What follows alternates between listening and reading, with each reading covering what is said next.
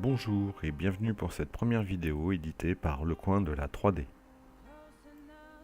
Le Coin de la 3D est spécialisé dans l'acquisition numérique. Certes, nous modélisons, nous imprimons avec une imprimante 3D et nous formons également les utilisateurs futurs de cette technologie, mais notre cœur de métier, c'est vraiment l'acquisition numérique réalisée avec des scanners.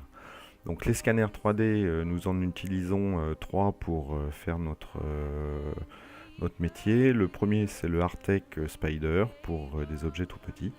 Le second est un Artec EVA pour des choses beaucoup plus grandes comme des œuvres d'art ou du scan corporel par exemple.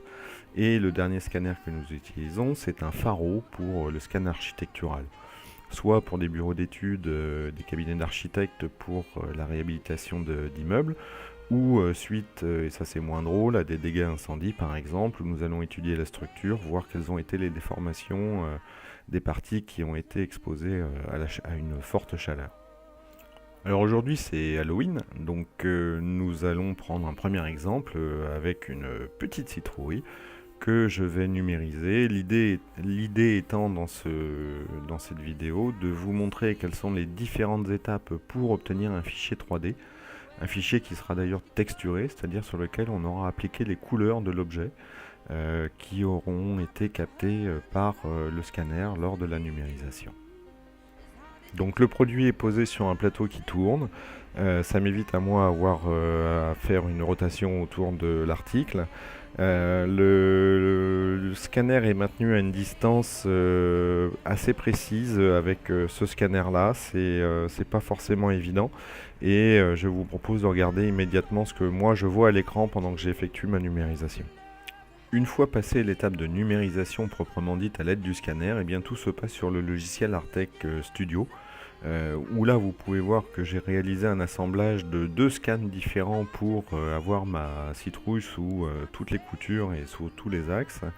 Donc deux fichiers, un bleu et un orange, sur lequel je vais effectuer un certain nombre d'opérations pour obtenir en finale le maillage, donc relier les points, puisque là on a un nuage de points, relier ces points pour en faire un objet final sur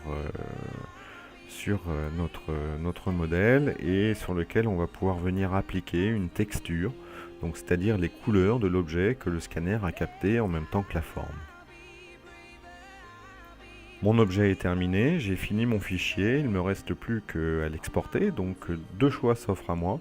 Pour l'exportation, c'est soit du STL, donc pour un format de fichier stéréolithographie plutôt destiné à l'impression 3D, ou en format OBJ si je souhaite récupérer également les couleurs. Donc ça peut être intéressant par exemple pour des utilisations dématérialisées du fichier où la couleur va permettre de encore mieux identifier l'article que nous venons de numériser. Voilà. J'espère que le sujet vous aura intéressé et je serai très heureux de vous retrouver très prochainement pour une nouvelle vidéo. A très bientôt. Au revoir.